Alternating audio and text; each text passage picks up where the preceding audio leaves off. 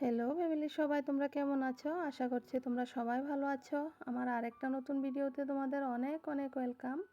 তো দেখো, আজকে বানাবো আমি আম দিয়ে আচার। সেটা কিভাবে বানিয়েছি তোমাদের সাথেও শেয়ার করব।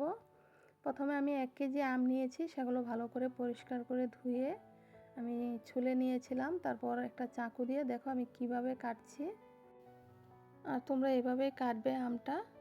তো দেখো আমি কিভাবে কাটছি, হয়ে গিয়েছে কাটা।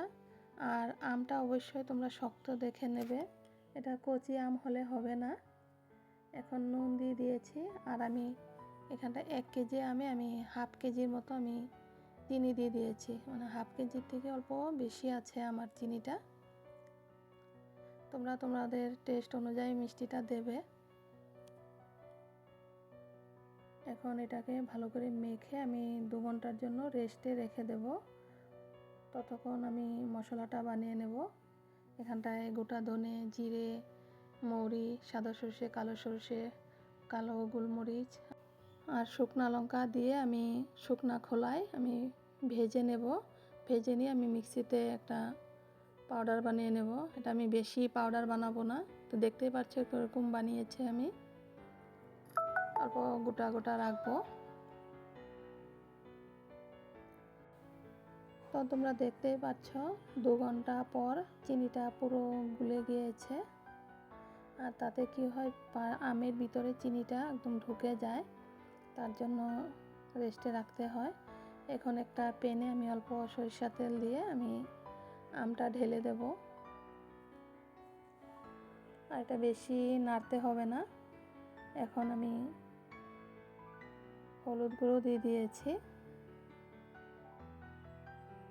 এটা খুব আলতো হাতে নাড়বে, না হলে আমগুলো ভেঙে যাওয়ার চান্স থাকে।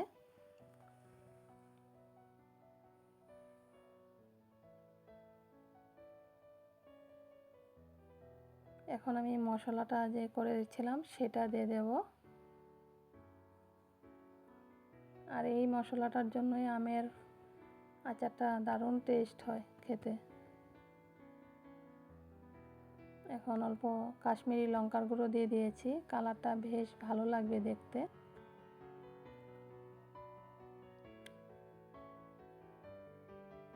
আর যেহেতু আগে নুন দিয়েছিলাম, এখন আরেকটু নুন দিয়ে দিয়েছি, আর অল্প হাফ চামচ মতো বিট নুন দিয়ে দিয়েছি। আর এখন দেখো আমি 4 চামচ মতো আমি ভিনিগার দিয়ে দিয়েছি। ভিনেগারটা দিলে আমটা নষ্ট হবে না, আমের আচারটা।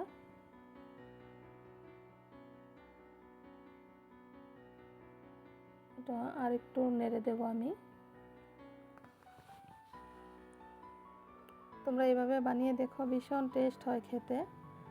আর তোমরা যদি আমার ভিডিওগুলো পছন্দ করো তাহলে বেশি বেশি করে শেয়ার করে দিও। আর নতুন হয়ে থাকলে আমার পেজটাকে ফলো করে দিও।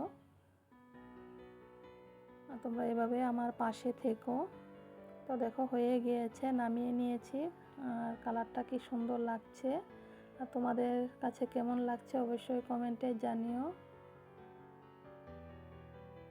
তাহলে এখনকার মতন আসি, সবাই ভালো থেকো, সুস্থ থেকো। দেখা হবে আবার আমার আরেকটা নতুন ভিডিওতে।